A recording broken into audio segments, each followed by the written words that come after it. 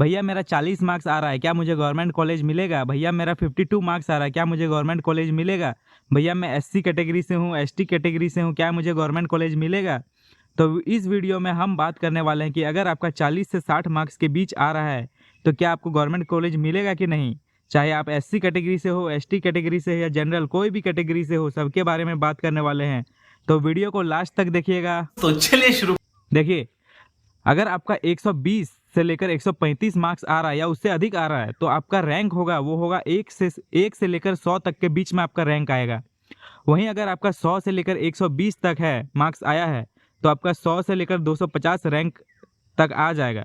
वहीं 90 से लेकर 100 तक अगर आपका मार्क्स है तो वहीं 250 से लेकर 700 तक आपका मार्क्स आएगा। वहीं 80 और 90 के बीच अगर आपका मार्क्स है तो वहीं 700 से लेकर 1300 रैंक तक आपका रैंक आ जाएगा। वहीं 70 से 80 मार्क्स है तो 1300 से लेकर 2500 तक आपका रैंक आ जाएगा। वहीं 60 से 70 की बात करें तो 2500 से लेकर 3500 तक आपका रैंक आ जाएगा।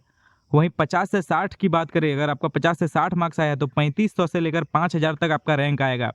और अगर 40 से 50 की बात करें तो 5000 से लेकर 8000 तक आपका रैंक आएगा। और अगर 30 से लेकर 40 तक है तो 8000 से 12000, और अगर 30 से भी कम है तो आपका 15000 तक रैंक आ जाएगा। मीन्स अगर आपका रैंक 1 से लेकर 700 तक है तो आपको गवर्नमेंट पॉलिटेक्निक रांची, आदित्यपुर और धनबाद जैसे बड़े बड़े टॉप कॉलेज मिल जाएंगे। चाहे आप कोई भी कैटेगरी से हो, चाहे एससी हो, एसटी हो, जनरल कोई भी कैटेगरी से हो, या BC2 BC1 कोई भी कैटेगरी, आपको government college means top government college मिल जाएगा अगर आप 1 से लेकर 700 रैंक तक आते हो तो। और अगर आपका रैंक 700 से लेकर 1500 तक है तो आपको खुटरी, बोकारो, दुमका, निरसा जैसे कॉलेज मिल जाएगा।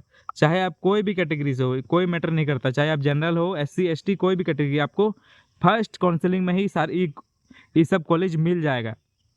और अगर आपका रैंक 1500 से लेकर 3000 तक है तो आपको साहिबगंज, दुमका, जगन्नाथपुर जैसे कॉलेज मिल जाएगा।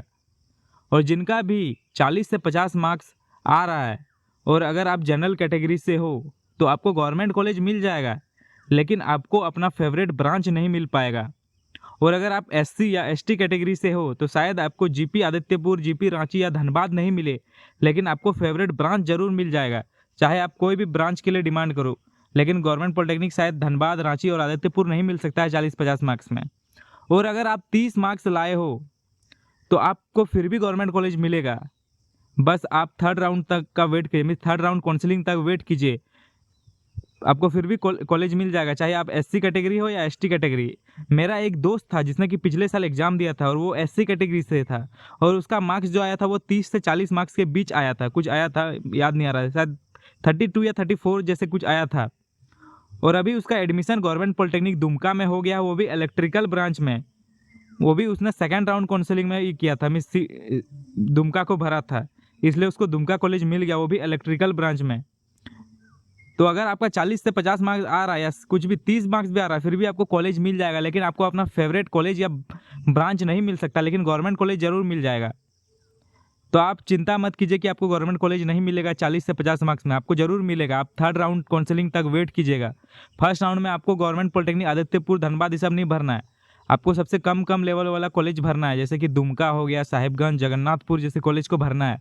अगर आप पहले ही आदित्यपुर, धनबाद को भर देंगे फर्स्ट राउंड में तो आपको वो कॉलेज नहीं मिलेगा, क्योंकि वो कॉलेज उन्हें ही मिलेगा जो 90 प्लस मार्क्स लाए हैं या जिनका रैंक 1 से लेकर 700 तक है, उन्हें ही पहले ये कॉलेज मिलेगा। इसलिए आप ये गलती नहीं करना कि पहले ही आदित्यपुर, धनबाद जैसे कॉलेज में भर दिया है काउंसलिंग में। लेकिन आप चिंता मत कीजिए कि 30-40 मार्क्स में आपको कॉलेज नहीं मिलेगा, कॉलेज जरूर मिलेगा, आप बस थर्ड राउंड तक वेट कीजिएगा। तो मिलते हैं अगले वीडियो में। आप कमेंट कीजिए कि अगला वीडियो किस टॉपिक पर चाहिए। धन्यवाद।